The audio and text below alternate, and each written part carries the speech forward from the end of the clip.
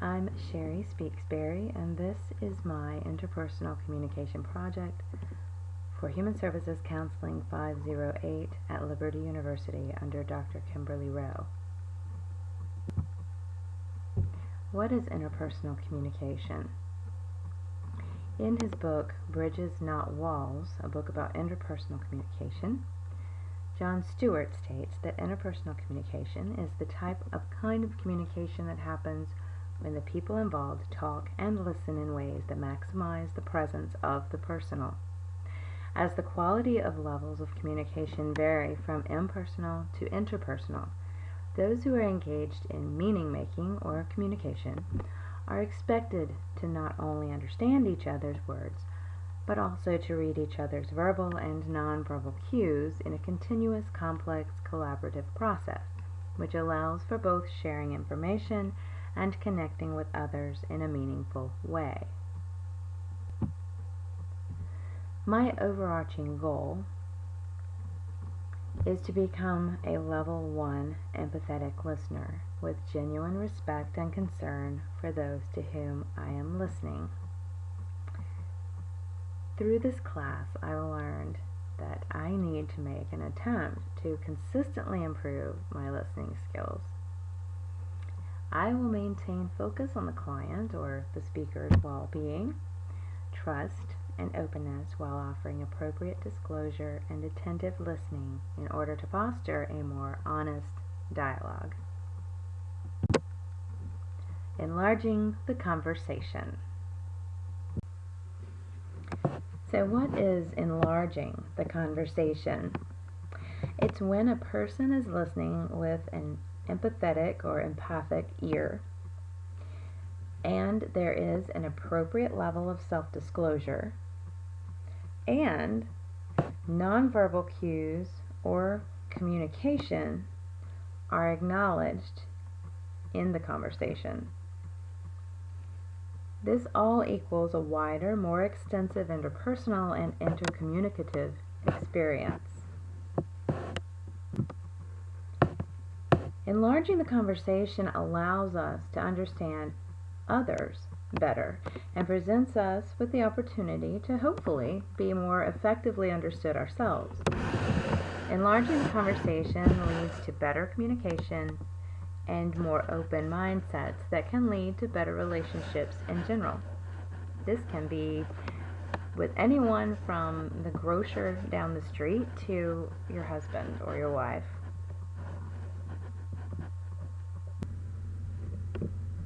So who am I?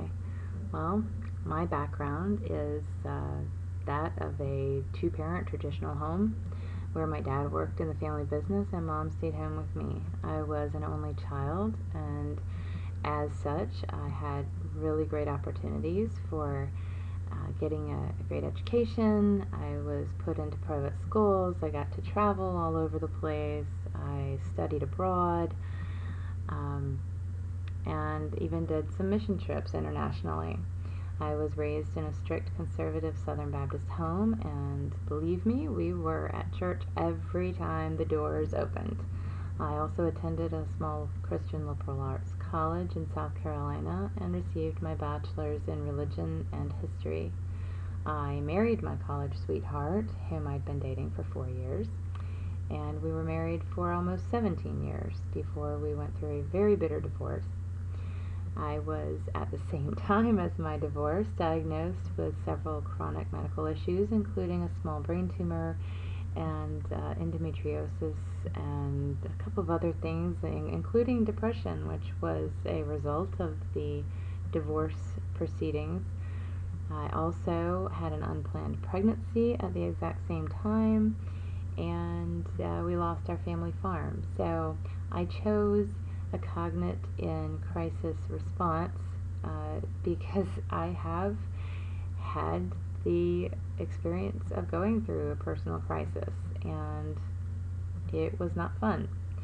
It changed my life, and it gave me new direction, and as a result of that, I moved from Pennsylvania to South Carolina, where I was from originally, and brought 4 of my 5 children with me. The other one The oldest boy decided to stay up there, so I'm now a mother of 5, but a full-time mother of 4, and I currently teach part-time as a homebound special ed instructor for our local school district with their medically fragile children, and I'm working towards my master's in human service counseling with, as I said, a cognate in crisis response.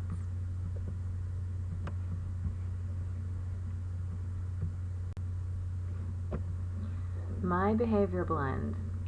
According to Miles Carbonell's 4-temperament model of human behavior, I stands for active, people-oriented, S is passive, people-oriented, C is passive, task-oriented, and D is active, task-oriented. So where does my behavioral blend fall?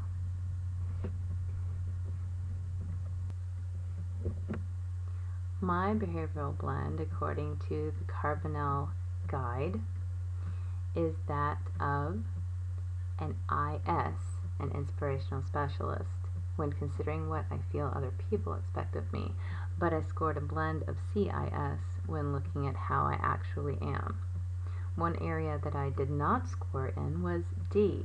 I'm not demanding, I'm not dominating, although my children might disagree, but my typical personality does not really include that.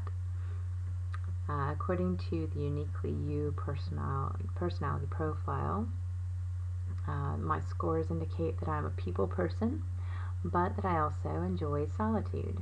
And this is definitely true. I always thought it came from being an only child, but apparently it's more than that. It's my personality.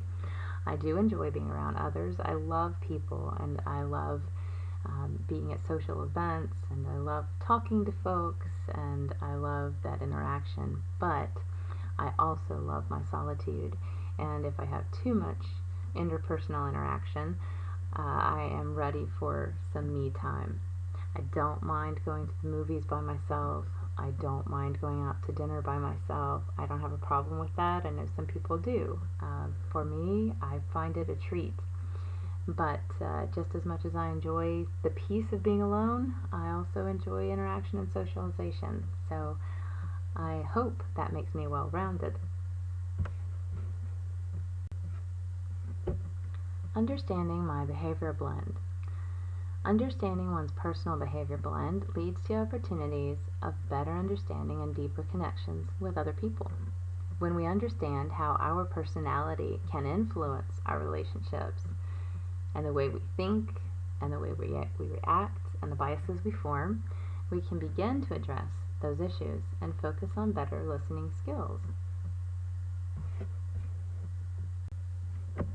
So what are the positive attributes of my behavioral blend? Well, I'm friendly, and I don't think anyone would argue that. I try to be inspiring to others. I am truly interested in others, and I want to know their backstory. I want to know how they're feeling and what's up with them in their lives. I easily show my emotions, sometimes probably too easily. I am very expressive, and I tend to be a very warm personality. But the negative attributes of my behavioral blend include talking too much. I need to take a cue from the Peterson book and bite my tongue a little more often. He says that the sign of a good listener is teeth marks on the tongue, so I need to work on that. I can be egotistical. I can definitely have roller coaster emotions. I'll be fine one day, and then something happens, and I'm very affected by it the next. I struggle with melancholy. I really always have. But I also have periods of time where I am completely fine and happy and bubbly, and I'd say that that tends to be my tendency, is kind of a bubbly nature. But I do tend to think too much, and I do try to avoid conflict. So what are barriers to communication? Well, they can include lots of things, but the most common are big issues like betrayal, deception, and aggression. And these are always at play in issues of domestic violence, in issues of cheating, lying, and these are roadblocks that can really be deal breakers in relationships because they affect trust and they affect the perceptions that existed within those relationships. Other barriers to good communication can include a lack of level 1 empathetic listening, where the listener isn't really invested in the conversation. Maybe his mind is wandering, maybe he's distracted by something, but he's not all there. Also, biases and prejudices can impede good communication because they, in their nature, imply a lack of respect and a lack of understanding. Internal and external noise pollution are also two other issues that prevent good communication because they can take one's mind off of what the speaker is saying.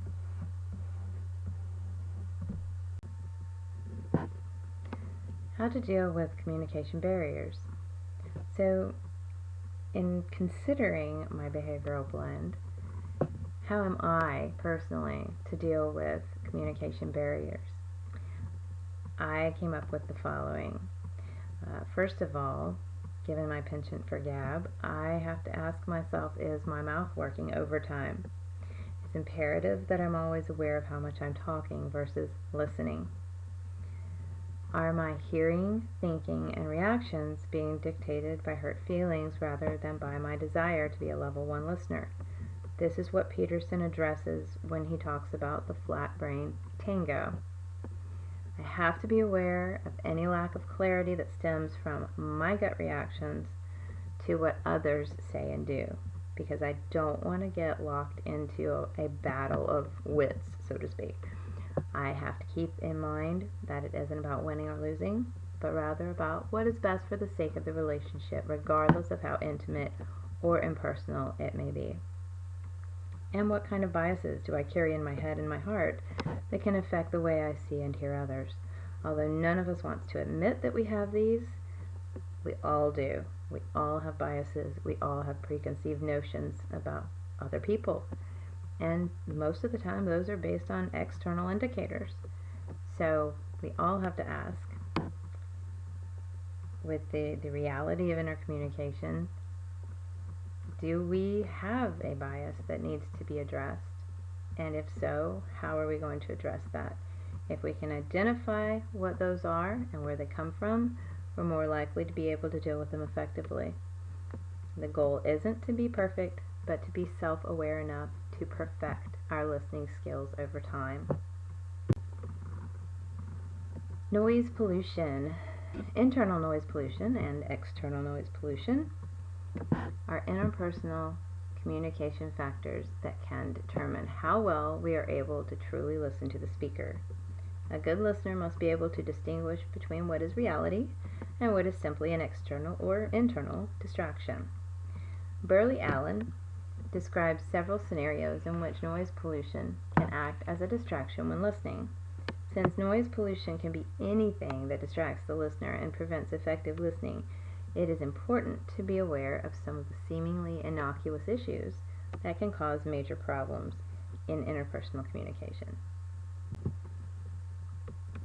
I love this one because of the little girl plugging her ears, and this is kind of what we do sometimes when there's noise pollution.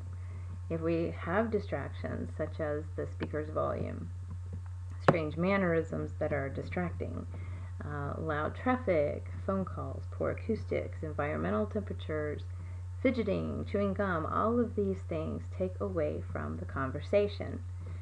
So how can you solve these issues to ensure that they aren't affecting the quality of your conversation and your listening? So you can turn off electronics during your conversation. That's a pretty easy fix.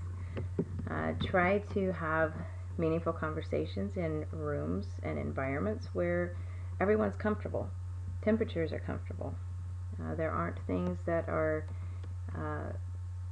blindingly bright or obnoxious, like orange walls.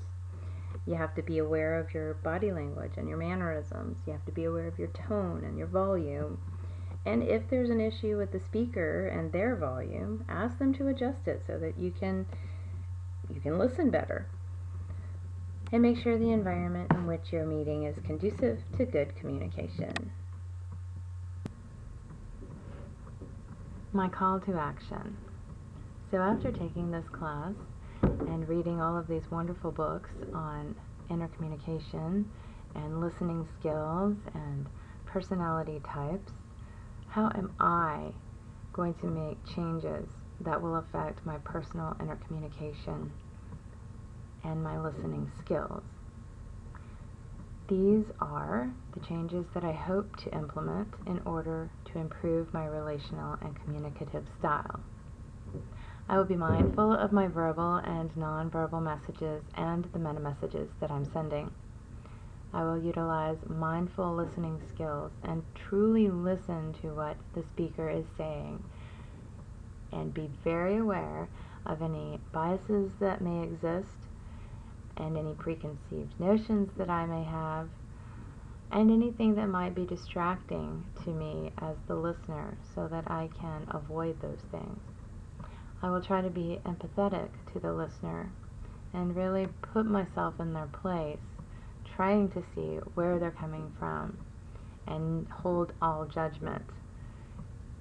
I will try to build trust by offering appropriate self-disclosure and encouraging the speaker to come to his or her own conclusions and decisions, rather than directing them one way or another or making suggestions for changes that they need to make.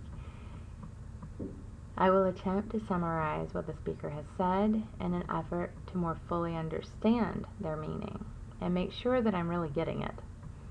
And I will use Peterson's Talker-Listener card as a tool for practicing good listening skills. I will also take his advice and bite my tongue instead of offering unsolicited advice or advice at all. If I'm in a situation where someone is seeking answers, I now know that I should encourage them to find their own.